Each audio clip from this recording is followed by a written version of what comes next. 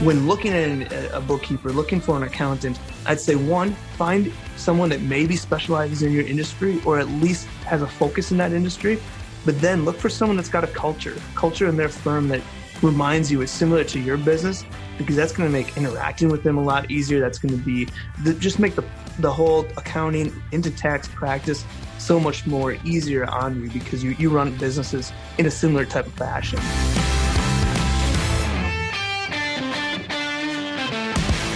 Welcome to episode 197 of the industry's leading business podcast for fitness owners and managers.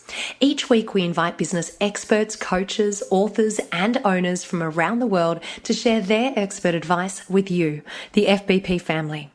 This month's interviews are brought to you by our podcast partner, Tribe Team Training. Tribe Team Training has a world-class training system and the very best education to ensure that your coaches thrive in your club, and they deliver the very best team training sessions on the market. Find out about getting your trainers Tribe certified. Go to tribeteamtraining.com or click on the link in today's show notes.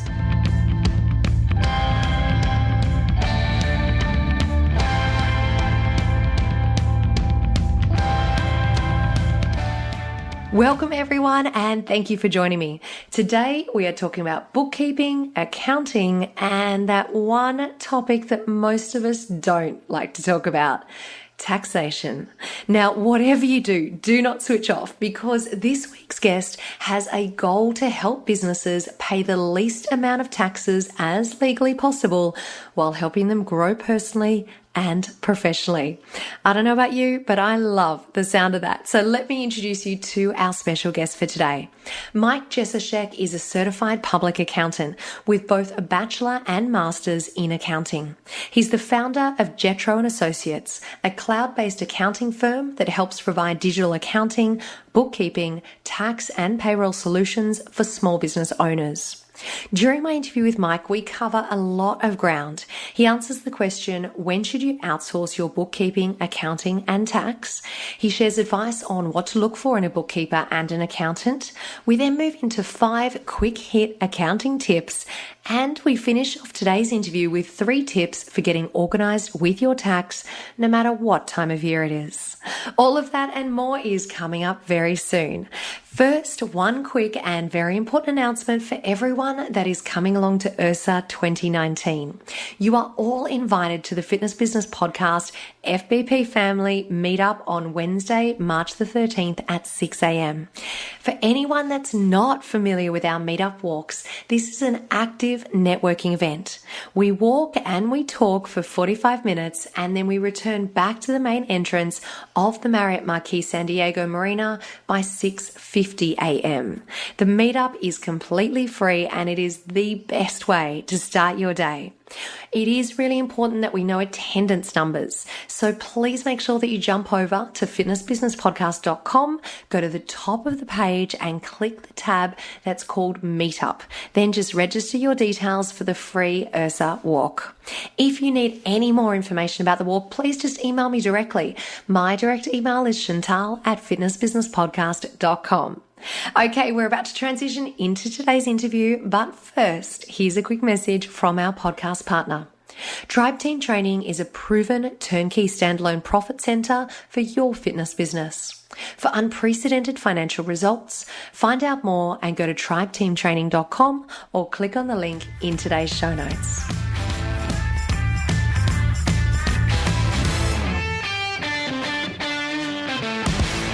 Enjoy this week's interview with Mike Jesowshek. Hey, Mike, welcome along. Thank you for joining us on the show today. Absolutely. Thanks for having me, and happy to be here. Now, we're going to be covering a topic that I think is going to be of immense interest to many of the FBP family out there. We're talking about bookkeeping and accounting and tax. So let's start right at the very beginning. Tell us, at what point should our business be at to look at outsourcing our bookkeeping and our general accounting? Yeah, so this question I think is very different for every business owner I meet and talk with. And when I talk with someone, I think it really depends on what your background is in, how much revenue the business is doing and really what your end goal is with the business. For someone, example, with no financial background, I would suggest working with a bookkeeper pretty close to right out of the gates, because it can be a really stressful and burdensome job that can bring them down and really take their attention away. Now, for someone with, say, a little bit heavier financial experience, I would say they can probably go out of the gates handling the books, handling the bookkeeping part on their own for, a while. Once that business starts to open up, generate revenue, and really kind of start that growth, then I would say get it off their plate. Because what we find in the fitness space is that so many people are just looking for opportunities to save money, but really they're not. They want to be able to focus on growing their business at the same time. And that's when I think that it's time to kind of take that bookkeeping off their hands so that they can really look at the business at a more higher level. How can we grow? How can we get there based on the information that bookkeeper is giving them? You know what, Mike, just speaking from personal experience, when I was personal training, I outsourced my bookkeeping, and I must admit, just thinking about what you just said, it made a huge difference to me, because all of a sudden I didn't have that weight on my mind of having to look after that side of the business. Yeah, no, and I hear that a lot with clients, and even as a firm owner myself, I was in that area when I started our accounting firm. I was doing the bookkeeping of it, and really, even though that's my profession, what I say is I want to get out of doing the actual day-to-day type work inside the business. I want to be able to look at it at a higher level. And that's when I brought someone on, or a team member, to kind of manage that part for us. But I think it's very important that to not be brought down or focus on things that you might not be a specialist in or might not be focused on, when there's things that you're in a business because of your knowledge and expertise. And that's really where your focus should be when you're trying to grow that business. So how about when it comes to our tax work? At what point should we be looking at outsourcing that? Yeah, so tax is a little bit different. So when you're a business owner, taxes can be very complex. So I typically recommend that everyone outsources this function right away. Unless they have some type of tax experience or anything like that, then maybe they can keep it in-house for a little while. But there's a lot of things that can be done wrong, especially in the beginning. Or, potentially even worse, you could be missing out on tax deductions and things that they just weren't aware of that could help lower that tax liability. But just simply because they're not experienced with it or think that they're too small or really easy now, they could be missing out on opportunities that could really kind of help them lower that tax liability. So back from bookkeeping, I would recommend taxes be a piece that are definitely done right at the beginning.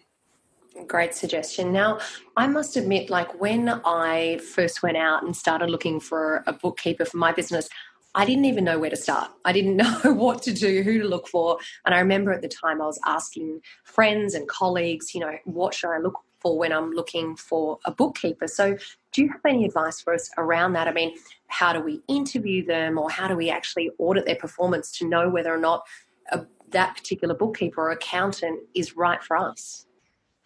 Yeah, so really the first thing that I would do is just find a firm that either specializes in your specific industry or demonstrates values in an atmosphere similar to that of your business. So I can always go back to this example. If you're a modern kind of new up-and-coming business, you don't necessarily want to be working with a traditional old school accountant that's kind of working with every single type of business that imaginable, just because their operations, how they work, are going to be much different from the way that you work. So when looking at a bookkeeper, looking for an accountant, I'd say, one, find someone that maybe specializes in your industry or at least has a focus in that industry, but then look for someone that's got a culture in their firm that reminds you is similar to your business, because that's going to make interacting with them a lot easier. That's going to be just make the whole accounting into tax practice so much more easier on you, because you run businesses in a similar type of fashion. Yeah, so as far as judging on performance, how can you tell if they're kind of doing the right job? This I would really just kind of base on results. Is work being completed on time? That's kind of one key indication. If you're waiting for work and unable to get a hold of the accountant or whatever it might be, that's usually kind of a downside. But then also look at, are they actually helping you out? Are you receiving actual tax advice? Are you receiving tax saving tips? And not just you talk to the accountant once a year, they prepare, they file, and then you wait to talk to them to next year. And so I think this kind of goes back in determining what accountant's the right fit. Many people think accountants equal tax equals I don't want anything to do with it, so I'm just going to avoid it. And so that's where I think if you find a firm that's in the right fit, it makes that process much easier because you're excited to go to the meetings, you're excited to get your taxes filed because you know that someone's proactively working on your behalf to lower that tax liability and just really help your business out. Mike, I feel like this might be a really basic question, but when you said to look for a bookkeeper or an accountant that specializes in your field, is it as simple as jumping onto Google and writing, fitness bookkeeper or fitness industry accountant? I think that's one way to do it. You're going to find a lot of stuff. And a lot of times what you find when you do that search is people that are putting ads up.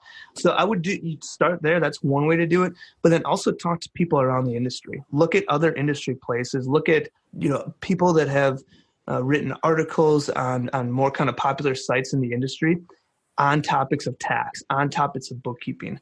Finding someone that, works with other people that you work with. Another great example would be on LinkedIn. If you're searching for an accountant on LinkedIn and you find an accountant that's friends with 3 other people that you know, there's a good chance that they might kind of be specialized in accounting. So those are kind of some ideas that might get the ball rolling. And I think it's just really a combination of all that. And then also interviewing the accountant because in the end, as the business owner, you get to choose who you want to work with and when you want to work with them. So I think looking at it as almost an interview is important as well. Okay, Mike, let's dive into some quick hit tax and accounting tips. I believe you have 5 of them for us. Yeah, absolutely. So first one is keep up with your books and review the data periodically. Next one is do tax planning year round. So tax plan should be something that's done consistently, not once a year. Monitor your spending and utilize the deductions that are available to you whenever possible. As a business owner, you have a lot of deductions that become available to you. Utilize them and get that tax liability down as much as possible. Next is properly classify and organize your business. So in the U.S., this could be a sole proprietor versus an LLC versus a C Corp versus an S Corp. Learn about those and figure out which one is best for your state, your tax liability, and your business. And finally, a tax tip as we're coming on the end of the year is delay the income at the year end or accelerate expenses if needed to help lower your tax liability and if it's able to be done in your business. Oh, they are great tips. And there's one in particular I'm hoping you might be able to expand on. And that is when you talked about deductions, because you said make sure you use your deductions throughout the year. Can you explain what you mean by that and maybe even give us a couple of examples? Yeah, exactly. So as a business owner, there's a lot of activities that you do that you do on a regular basis that you might not realize are actually business related. So for example, travel expenses. When you're traveling, let's say you're traveling with your family, there's an opportunity during that travel that you can work business into the travel and be able to deduct a portion of the trip. So you might not be able to deduct the whole trip, but if you can make a business purpose as a portion of your travel, you're able to then deduct a portion of that travel as a business expense. This is something that if you're an employee of a company or anything like that, you're not able to take advantage of opportunities like that. Same thing with a meals expense. If you take a client out to eat, if you take a client out for drinks, that's something that you can take as an expense. That's something that as a business owner, you have that fortunate ability to do that. As an employee of a company, unless you have the company credit card or something like that, you don't have ability to take that deduction on the business side. And what we kind of always recommend is we want to get that business income as low as possible with deductions. But still, obviously you want to grow your business, but you also want to have deductions available so that when that business income hits you personally, you're not paying as much tax on it. Thank you for explaining that so clearly. So I have one question, and that is, let's say I am a gym owner and I travel to another country, and whilst, let's say I'm on holidays, but while I'm on holidays, I decide that I want to actually visit a couple of studios over there, go and have a training session so I can see what's happening in another country. Is that a tax deduction? So part of it would be a tax deduction. As far as just visiting another studio and say working out there, that one would be a little bit harder to fight, just because so the IRS might say, "Oh, you're just doing that as part of your daily routine of working out." But if you're actually going to the studio, talking with the owners, trying to learn about the techniques that they're doing or the various types of exercises that's working for them or marketing strategies that's working in that country, you'll be able to use some of that as a deduction. And there are certain stipulations that get a little bit more detailed on how much has to be business versus personal related to get certain things expensed.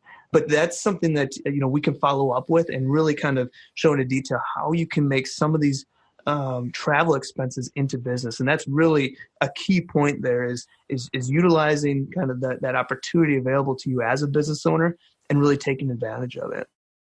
Hi everyone. The FBP family are all across the globe, and I'm sure that you know that we always try and bring you information that is relevant no matter what country you call home.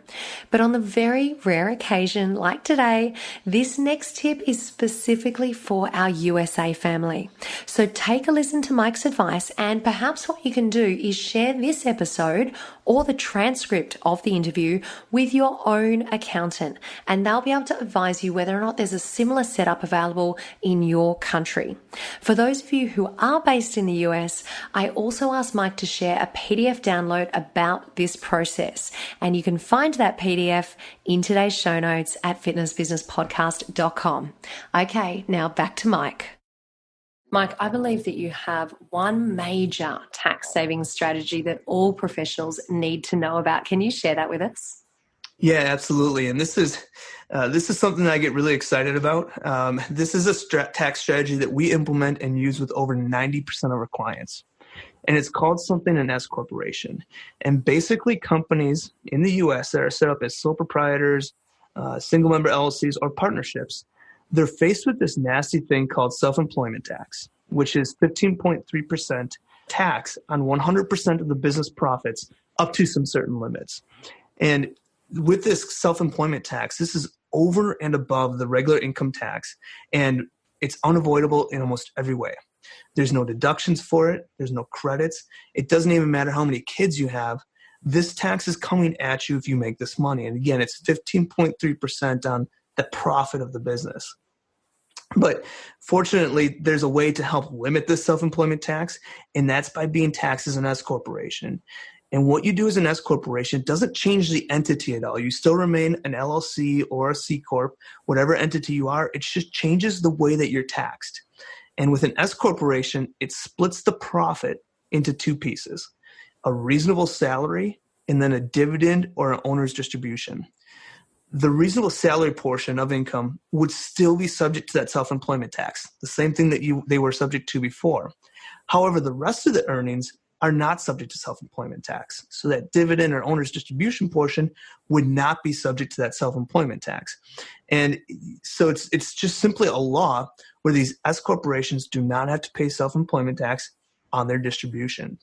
So I think it's easier to kind of put numbers into this to really kind of understand where are the tax savings that are available and how you can utilize it. So I kind of wrote up an example here. Let's imagine that we had a business with $100,000 in revenue, and they had expenses of $20,000. So that would leave a profit of $80,000. In that scenario, if they were set up as a sole proprietor, single member LLC, not an S corp, they would have to pay over $11,000 in self-employment tax. And this self-employment tax is over and above the regular income tax. So it's in addition to.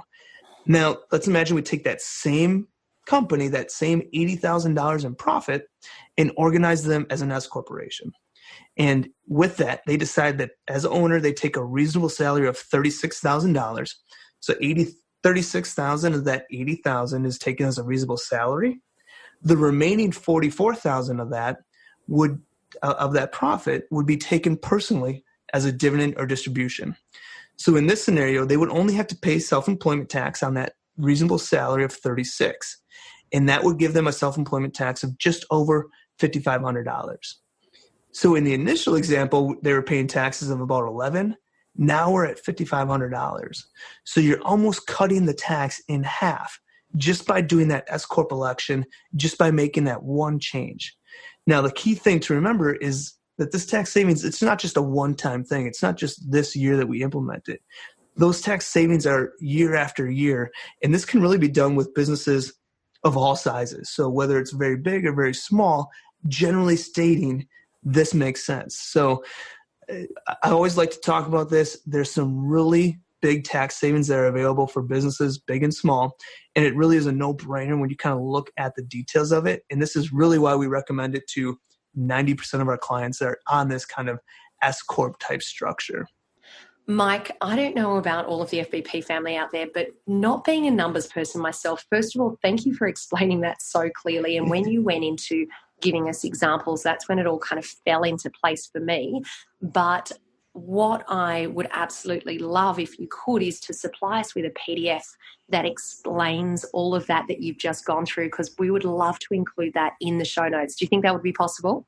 Yeah, absolutely. And I think by taking kind of words and actually seeing it on paper, it makes it so much more sense. It's very easy to iron it out that way. So I will definitely get a PDF for you guys. That would be amazing. Well, FBP family, make sure that you head over to the show notes at fitnessbusinesspodcast.com, and the PDF that Mike gives us, we will pop that in the show notes for today's episode. So just like me, you can print it off and you can actually read through everything that Mike just talked about, plus the example that he took us through.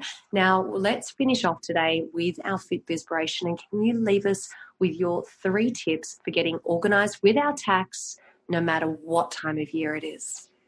Absolutely. So first, keep up-to-date books. And I say usually at least monthly. This will help make that process much easier. You're not scrambling at year end. 2 is avoid cash transactions whenever possible. Cash transactions are hard to trace, hard to remember, so try to avoid them whenever possible. Now, I know you can't always avoid it. So in the event that you do have a cash transaction, just make sure you properly document it so that you can record that in the books and have everything on file. And finally, gather tax documents in a safe place and keep good records and receipts on file. What I always recommend is having, for receipts, using an app where you can just take a picture of a receipt, put it on file. It allows it to just store it digitally. You don't have to worry about where that file, where you hold that paper receipt. You know that everything's on file. And the big thing with receipts is to write the who, the what, the where, the when, the why. So as you're going on these business meetings or getting receipts, write down the main things there so that if you need to look back at it, say a month down the road or 2 years down the road, you know exactly what that receipt was for. Are there any apps that you would recommend for collecting that information? Yeah, so there is a couple different apps. Receiptbank's one of them. What we recommend is just setting up a Dropbox file. So that's what we do internally. We set Dropbox. Simple. Take that picture and just kind of upload it directly to there with a little note that says, the date and maybe the location and maybe the amount, and save it that way. That's actually a really great suggestion. I hadn't thought of that before, and it's such a simple way. I don't know about everyone else out there. We use Dropbox for absolutely everything, and the phone app is very, very handy. So that's a great way to collect and save all of your receipts. Thank you, Mike. Yeah, absolutely. Well, this has been fantastic. Thank you so much for taking us through all that information. Give us an idea of, when we need to start outsourcing our bookkeeping and our accounting and our tax work, giving us those great quick hit tax tips that you left us with. Of course, that fantastic tax saving strategy. And I love your 3 tips for getting organized with our tax, no matter what time of year it is. So, Mike, if people want to contact you, where's the best place for them to reach out? Yeah, so the best place is to go directly to our website. It's www.jetrotax.com, and that's spelled JETROTAX.com. They can also feel free to email us. So they can email us at sales@jetrotax.com, and you'll reach out. Someone from our team will get back to them and be able to answer any kind of additional questions that they might have from the information. Mike, thank you for joining us today, and thank you for sharing your expertise with all of the FBP family. Yeah, thanks for having me. It's been a pleasure, and look forward to talking soon. We'd like to thank our sponsor, One Fit Stop, for their support, and we highly recommend all fitness professionals go to onefitstop.com to find out how their software will enable you to take control of day-to-day management in your fitness business. One Fit Stop's scheduling, client management, programming, and payment collection tools will set your business up for success. Precore Quickfire 5. This week's Precore Quickfire 5 guest is Josh Levy, the founder and CEO of the Association of Fitness Studios. It's my pleasure to be welcoming along our special guest for today. It is Josh Levy, the founder and CEO of the Association of Fitness Studios. Josh, welcome, and thank you for joining us back on the show. No, thank you for having me. It's always good to jump on and share my knowledge with your audience. I appreciate it. It's been far too long since we caught up. I actually looked back and had a look when it was. We were talking about your 2016 report last time we caught up. So it's been a couple of years. Time flies when you're having fun. Yeah, exactly. It's been a busy couple of years. Well, look, let's roll straight into your Precore Quickfire 5 questions and tell everyone, why do you do what you do? I think that's simple. From an education perspective, what we do and what I do in particular is ultimately to help grow the profession, the fitness industry. I think we get a bad rap from a variety of different perspectives, but I think bringing the credibility, the professionalism to this industry and allowing, at least for us, studio owners, aspiring studio owners, the ability to have access to the tools and resources they need to either thrive in running their businesses or start a business. That's what it's all about. For me, it's all about making sure our members are supported in absolutely any way possible. It's a great reason. And what's one ritual that helps you become better at what you do? I pride myself on time management. As an entrepreneur, you are juggling so much. I feel like I'm one of our members, running a studio. But as an entrepreneur, you have so many different hats that you wear, especially in a newer business. We're 4.5 years old. So being able to make sure that your time is spent as efficiently as possible is really one of the things that helps me stay organized and on track. It's one of the things I pride myself on. That's a pretty perfect segue to my next question, Josh. Are there any apps or systems that you actually use to stay in control of your workload?